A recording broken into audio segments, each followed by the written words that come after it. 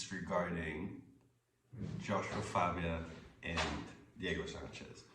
So, most recently in the news, Diego Sanchez has parted ways with Josha Fabia, and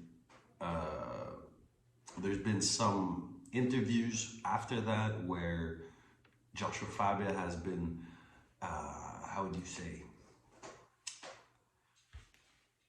Sorry, my dog is destroying some of my furniture. Luna, stop it. Come here. Good girl. So, where Josha Fabia essentially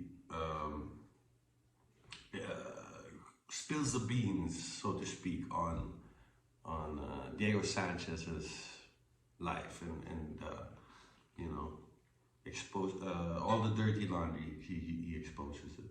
So basically, one of the things I want to say is that I've been following this story, and I see a lot of people putting most of the blame on Josha Fabia on the situation. And sure, I'm not saying the guy is a good person. I'm not saying that he shouldn't be blamed for this situation that they're both in, basically. But I don't hear a lot of people blaming Diego Sanchez for this predicament, for this mess that he's in, basically. I mean, my point is that, yes, Josha Fabia is, you know, one of those people, you know, social climbing, he'll get into your life, he'll use things like blackmail and manipulation and really just take over. And I've seen this in other people, I've seen it on a personal level, I've seen it through other celebrities, you know, these people getting involved in their lives and taking advantage of them. And this happens on many levels. But isn't it really, my point is, isn't it the responsibility of the person being manipulated to ward off these kind of people?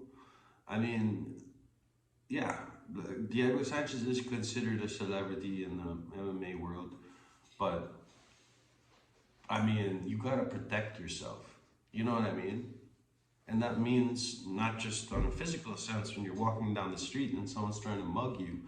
I'm talking about from the people around you. I mean, Mike Tyson, for example, surrounded himself with people who took advantage of him. And that's well documented that, you know, he's been, you know, put through a lot because of that. A lot was taken from him because of that. And, you know, the thing is, you look at people who are successful, and there are going to be these vultures who sort of satellite you and try to get a piece of your pie. You know, they want, like, look at this guy has a lot, maybe I could take some from him. I've done it to other people. You know, there's some people that this is their main thing. You know, they try to infiltrate people's lives.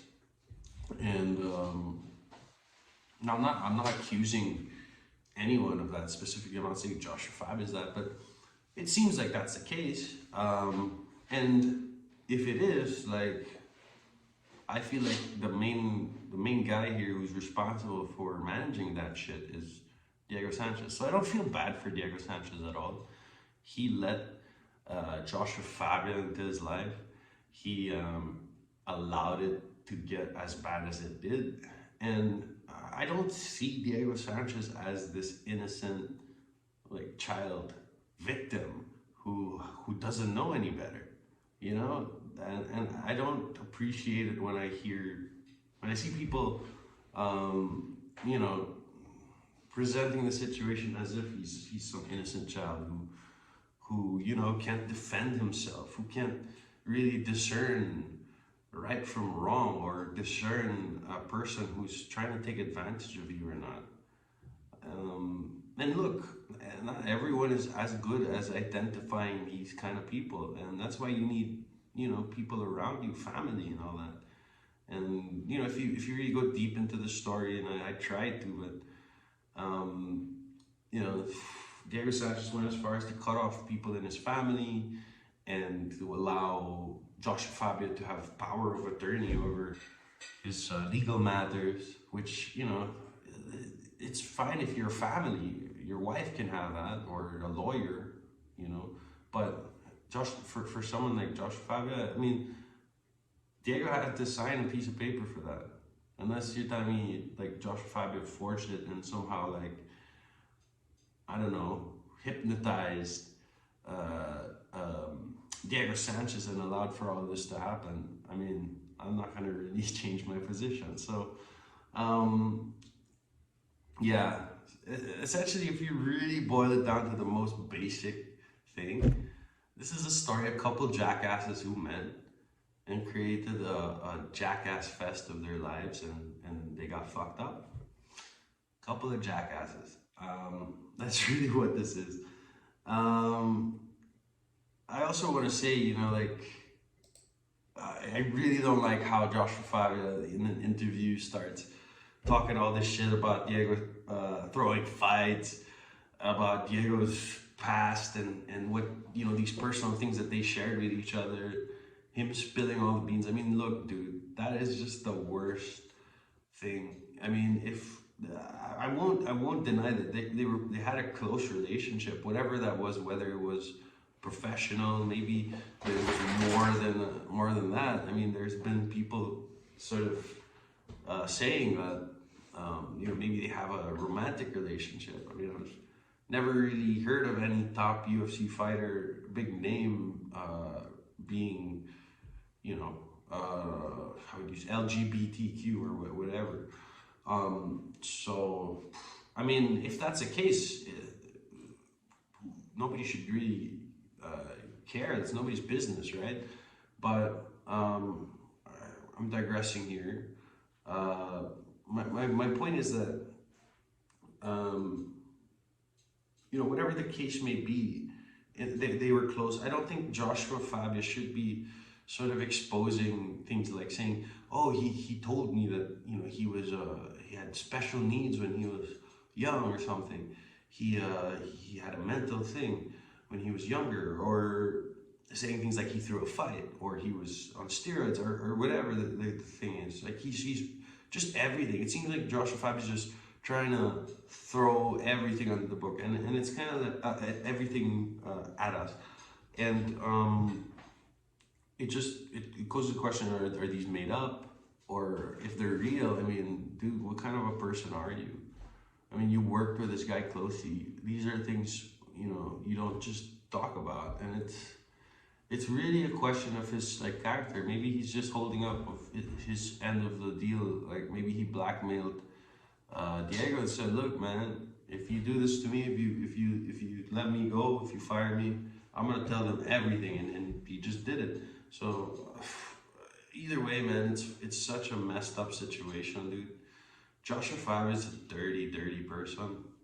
I would just say, man, you know, whoever's watching this video, like, try to learn from this and see that, you know, if you ever achieve any point of success, there are people like this who will come at you, and just try and learn that, you know, how to identify them, how to ward them off. You know, some people have mistakenly perceived me to have achieved a level of success that they feel like it's worth their time to take advantage of me, you know. And I'm not gonna tell them like whether they perceive what they perceive is right or wrong, but, you know, I've been kind of like people trying to, you know, get in my shit, like nasty, like dirty people, like slimy people, and dude, you just gotta ward them off. And, you know, there are many ways to deal with them. Yeah, that's all I wanted to say. You know, the death threats as well. That I don't think people should be death. I don't go for death threats. I don't really want anything bad to happen to either of these guys. You know, and honestly, if Diego Sanchez ever has his, you know, his retirement fight, honestly, I couldn't care. I'm not a big fan of him, and especially after this and seeing how he trains, I don't think this guy should be fighting in the UFC anyway.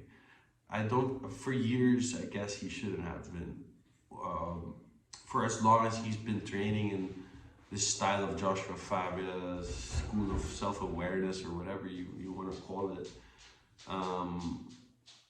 I think when that started, he was already unfit to fight in mixed martial arts. Like, and you could see it in his fight since then. Like, oof.